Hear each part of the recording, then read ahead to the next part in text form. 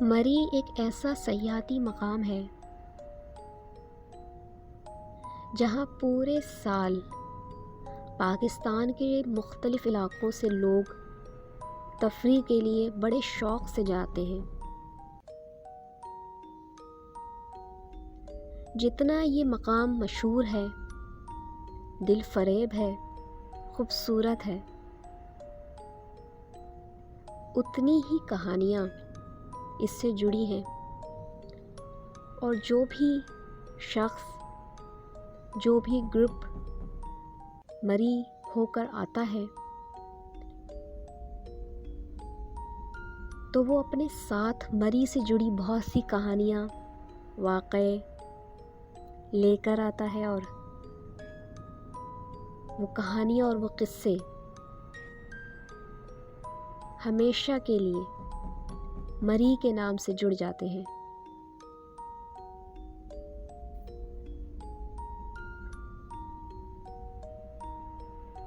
حماد اور اس کے دوست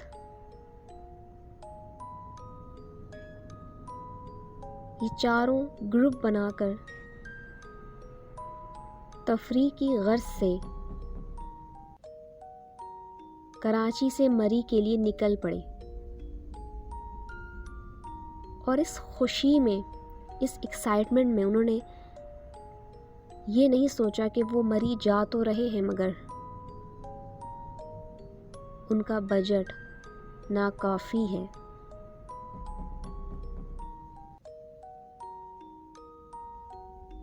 جب وہ مری پہنچے تو ان چاروں دوستوں نے مل کر خوب تفریح کی، خوب مزہ کیا۔ جب رات ہوئی تو حماد کے ایک دوست نے وہاں پر ایک ہوٹل کا کمرہ ارینج کیا ہوا تھا، چنانچہ وہ سب لوگ وہاں پر ڈنر کرنے کے لیے اکٹھے ہو گئے۔ ڈنر کے دوران ان لوگوں نے آپس میں ایک دوسرے سے یہ باتیں پوچھنا شروع کر دیں کہ اب کتنے پیسے باقی ہیں، اور تب ان لوگوں کو اندازہ ہوا کہ ان کے پاس بہت ہی کم پیسے بچے ہیں، اور ان پیسوں سے دو ہی کام ہو سکتے ہیں، یا تو وہ ان بچے کچے پیسوں سے رہی سہی تفریحاں بھی کر لیں، یا پھر وہ ان پیسوں سے واپس کراچی چلے جائیں۔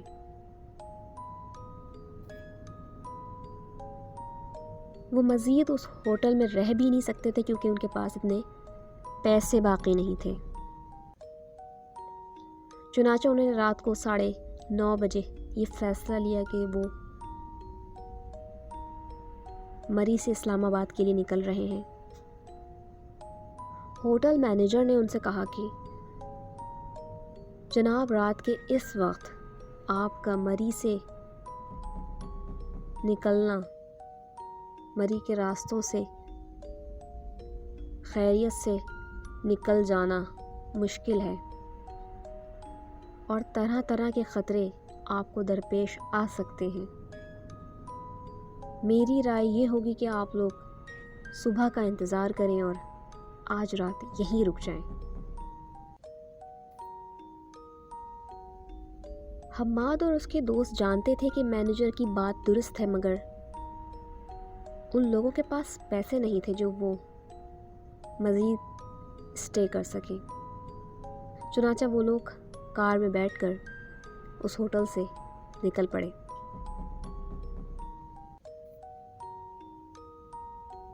ہم میں سے جو لوگ مری جا چکے ہیں یا جو تھوڑی بہت نالج رکھتے ہیں تو وہ جانتے ہیں کہ مری ایک ایسا علاقہ ہے جہاں پر بے تحاشا خوبصورتی ہے، مگر راستے میں جگہ جگہ مختلف طرح کے خطرے جو ہیں وہ ہمارا انتظار کر رہے ہوتے ہیں، اور ذرا سی غفلت ہمیں موت کی نیند سلا سکتی ہے۔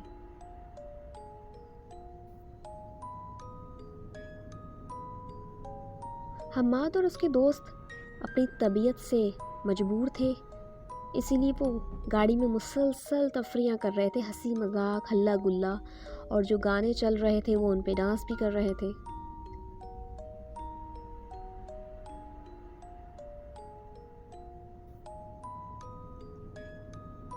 ان کی گاڑی رات کے وقت اس پہاڑی سے گزرتے ہوئے بہت زیادہ ہچکولے کھا رہی تھی، اور ایک عجیب سا ماحول تھا جس کا احساس حماد کو ہو گیا تھا، اور وہ باقی تینوں دوستوں سے علیحدہ ہو کر بیٹھ گیا تھا اور خاموش ہو گیا تھا۔ اس کے دوستوں نے اس کو کہا کہ ارے بھائی کیا ہو گیا ہے، تم اتنا موڈ آف کر کے کیوں بیٹھے ہو؟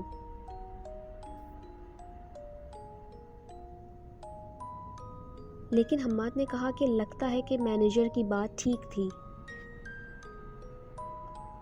ہمارا یہ ڈرائیور جو گاڑی چلا رہا ہے یہ مجھے تجربے کار نہیں لگ رہا ہے، دیکھو یہ کس طریقے سے گاڑی چلا رہا ہے، اگر کوئی حادثہ ہو گیا تو پھر کیا ہوگا؟ لیکن اس کے دوستوں نے اس کو کہا کہ ارے بھائی کچھ نہیں ہوگا، تم اچھا سوچو، انشاءاللہ ہم لوگ خیریت سے پہنچ جائیں گے۔ وہ لوگ یہی بحث کر رہے تھے کہ اچانک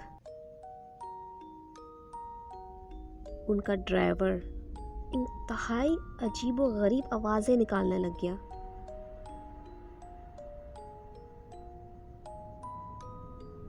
حماد نے چونک کر پوچھا کہ بھائی تمہیں کیا ہو گیا ہے، سیدھی طرح گاڑی چلاؤ، سامنے دیکھو۔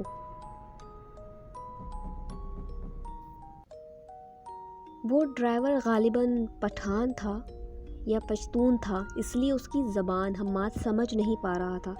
وہ کچھ اشارہ کر کے حماد کو متوجہ کر رہا تھا کہ سامنے دیکھو یا اس طرف دیکھو، یا ڈائریکشن بتا رہا تھا اپنی فنگر کے اشارے سے۔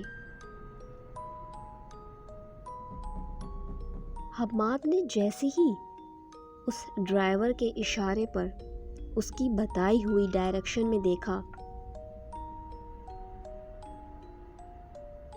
تو وہ خوف کے مارے بری طریقے سے چلانے لگ گیا۔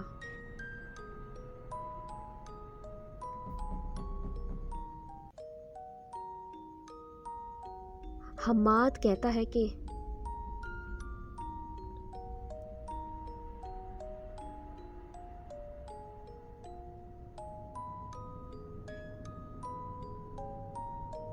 جس چیز نے حماد کو اور اس ڈرائیور کو خوف میں مبتلا کر دیا تھا وہ کوئی اور نہیں،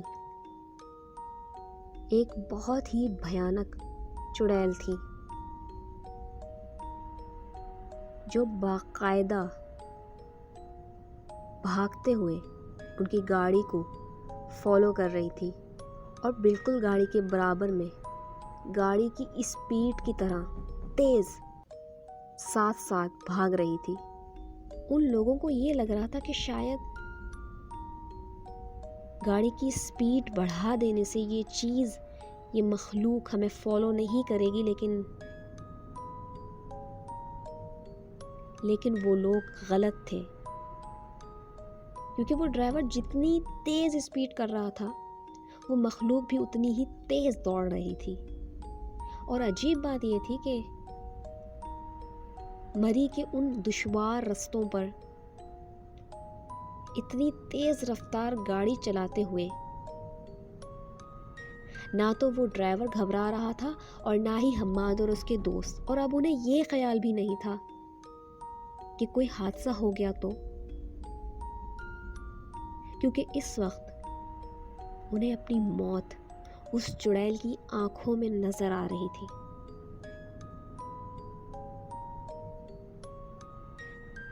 جو انہیں دیکھ کر یوں ہنس رہی تھی جیسے وہ ان کے خون کی پیاسی ہو۔ حماد کہتا ہے کہ اللہ کا لاکھ لاکھ شکر ہے کہ اس وقت ہمارے ساتھ ہمارا ایک دوست موجود تھا جو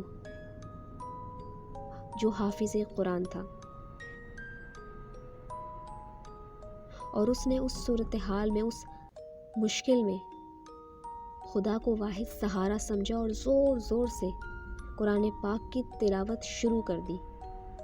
کتنی عجیب بات ہے کہ کچھ دیر پہلے جس گاڑی میں بے ہنگم گانے بج رہے تھے، اب وہی گاڑی قرآن پاک کی تلاوت سے گونج رہی تھی۔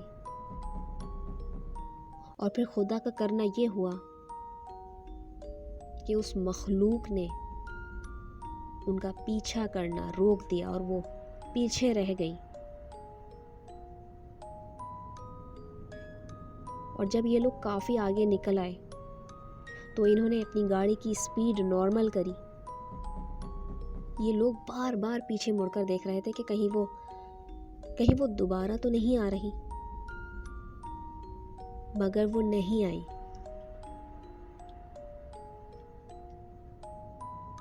فرینڈز، ہم سب جانتے ہیں کہ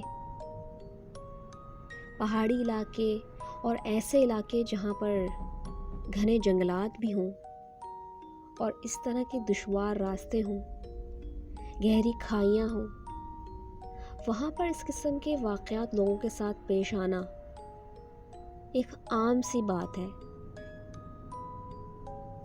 یہ مخلوق موجود ہوتی ہے اور ان کا اپنا ایک وقت ہوتا ہے جو ان کے لیے مقرر کیا گیا ہے۔ اگر ہم اس وقت میں اپنے کام سر انجام دیں گے تو یہ مخلوق ہمارے اس کام میں عمل دخل ضرور دے گی۔ فرینڈز، کیسی لگی آپ کو یہ اسٹوری؟ مجھے اپنے کامنٹس میں ضرور بتائیے گا، اور اگر آپ چاہتے ہیں کہ آپ کی اسٹوری میں اپنے چینل پہ پوسٹ کروں تو آپ لوگ مجھے ای میل کر سکتے ہیں۔ اور اگر آپ نے میرا چینل ابھی تک سبسکرائب نہیں کیا ہے تو پلیز اسے سبسکرائب کر دیں۔ میں ملوں گی آپ سے ایک اور کریپی اسٹوری کے ساتھ۔ ٹل دین، ٹیک کیئر، اللہ حافظ۔